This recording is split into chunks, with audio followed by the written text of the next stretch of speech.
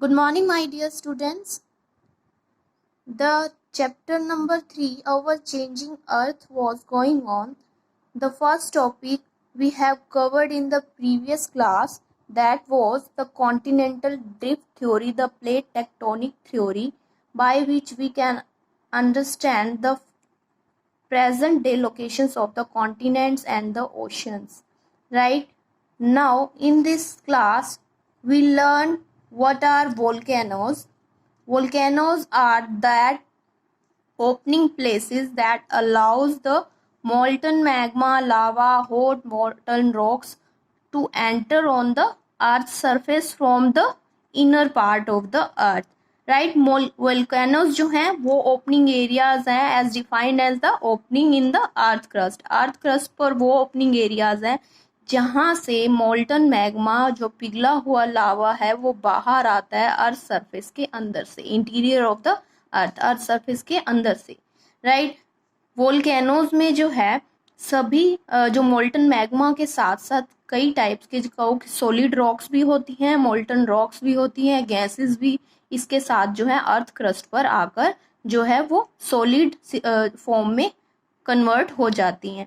Right the opening of the volcano is called went, means जहां से molten magma जो है वो कम आउट होता है, बाहर निकलता है, जो पाइप होती है that is called the went, उसे हम वेंट कहते हैं। और वो एरिया जहां से मोल्टन मैग्मा निकलता है, right, this is crater, right, and this is went. Vent and crater, you can differentiate both. Now, on the basis of the a conical mountains may be formed around it. Conical mountains जो होता है means एक कौन shape का जो mountain create हो जाता है दैट अराउंड द क्रिएटर, ये अलग अलग लेयर्स में क्रिएट होते हैं। क्यों होते हैं? बिकॉज वन टाइम जब इनमें इरप्शन होता है तो जो लावा और मटेरियल जो निकलता है वो लिक्विड से सॉलिड में कन्वर्ट हो जाता है, और फिर नेक्स्ट टाइम जब वो लावा और लिक्विड जो निकलता है वो जब सॉलिड्स फॉर्म में कन्वर्ट होता है तो उसकी एक नेक्स्ट लेयर जो है वो क्रिएट हो जाती है। कॉनिकल माउंटेन्स में बी फॉर्म अराउंड इट, ऐसे धीरे धीरे जो है एक बड़ा माउंटेन, कॉनिकल माउंटेन्स जो है वो क्रिएट हो जाता है। Creator of the volcano is funnel shape basin around the went, went के चारों ओर जो ऊपर जहां से लावा निकलता है that is the crater. Right, here you can see the video.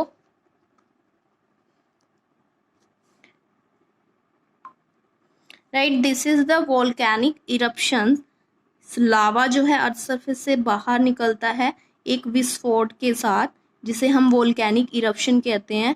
It is flow from the slope of the volcanoes, और ये लावा जो है अर्थ सरफेस के नीचे से लिक्विड मटेरियल वेंट के थ्रू आकर जो है क्रिएटर क्रिएट करता है दैट इज क्रिएटर, और ये लावा वेंट के थ्रू, राइट, और ये मिनी जो पार्ट्स हैं ये ने यहाँ से फ्लो करता हुआ साइड में स्मॉल माउंटेन्स, स्मॉल वोल्केनोज भी क्रिएट कर देता है।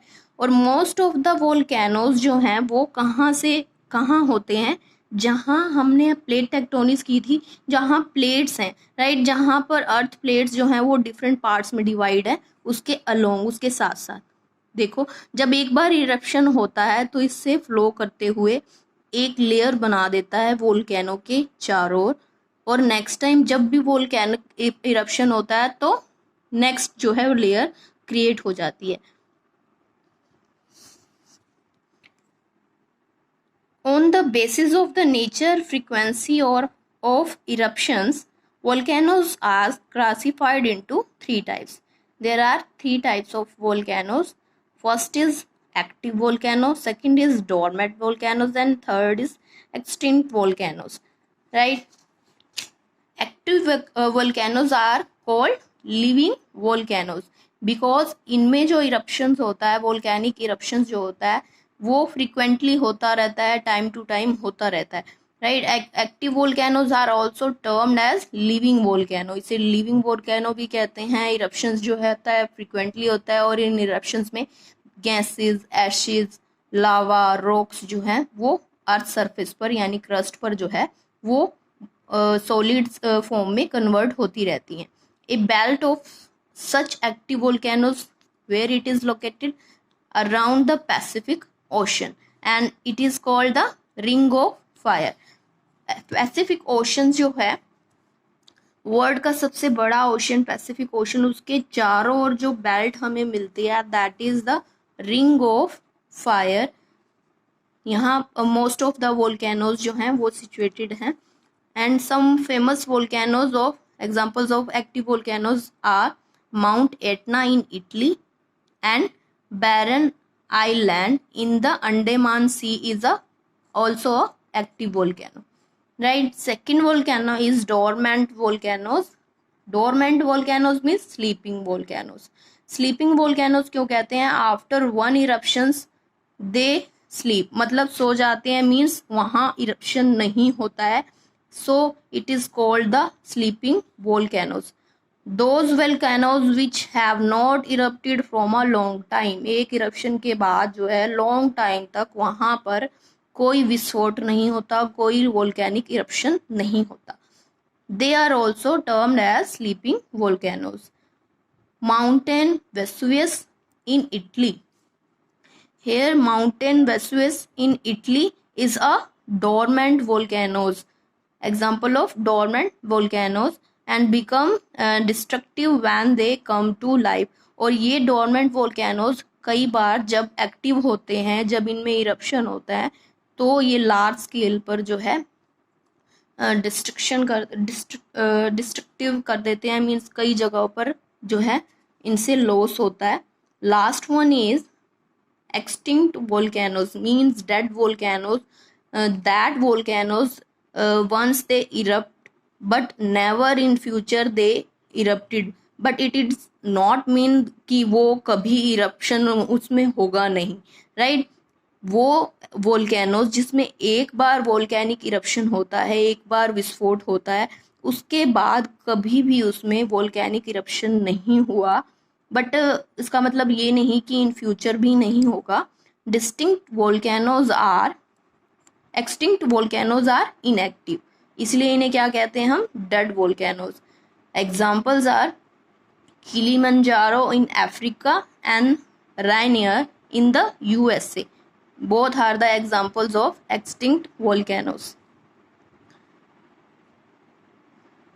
These type of volcanoes cannot be addressed as extinct with complete certainty. कभी मतलब इन्हें पूरी तरह से extinct नहीं कहेंगे क्योंकि कभी भी ये active जो है होने के इनमें chances होते हैं, बट completely नहीं. Mostly जो है जो volcanoes है extinct volcanoes है उनमें जो है eruption अभी नहीं हुआ है.